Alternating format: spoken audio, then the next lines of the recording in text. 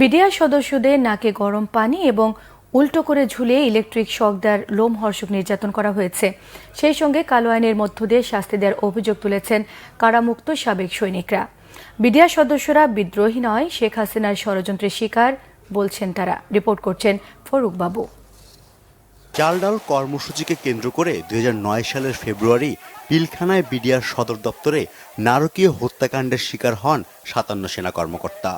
এরপরই শুরু হয় বিডিআর সৈনিকদের গ্রেফতার।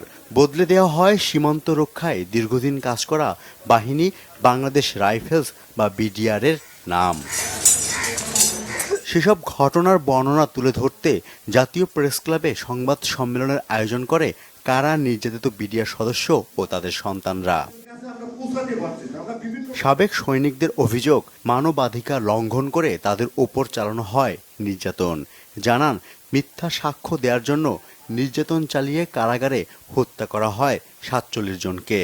নাকে গরম পানি, চোখে গরম পানি, আয়ু পথের ডিম, ডিল মেশিন দিয়ে ছিদ্র এবং চোখ দিয়ে বান্ধা, গামছা দিয়ে বান্ধে তাদেরকে রুমের ভিতরে পানির ভিতরে ইলেকট্রনিক শর্ট দিয়ে ওদেরকে বসা রাখিছে। এরকম নির্যাতন করেছে। বিডিআর আইনে কেউ অপরাধ করলে সর্বোচ্চ 7 বছর কারাদণ্ডের বিধান থাকলেও অনেকে কারাবন্দী 16 বছর ধরে।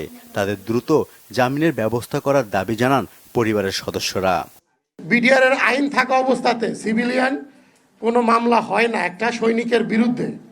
সেটার বাইরে গিয়েও 2টা মামলা করা হয়েছে এবং তাদেরকে সিভিলিয়ান না করে তাদের বিরুদ্ধে ফৌজদারি মামলা যত চার্জশিট দায়ের করে 5 আগস্টের পরে যেই সকল ফ্যাসিস্টরা জামিন পাইছে, কিন্তু আমাদের বিডিআর সদস্যরা জামিনের শুনানি করতে পারে না।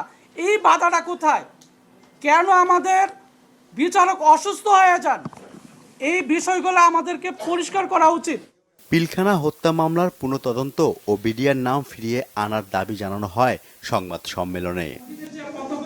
ফরুক বাবু, বাংলা ভিশন, ঢাকা।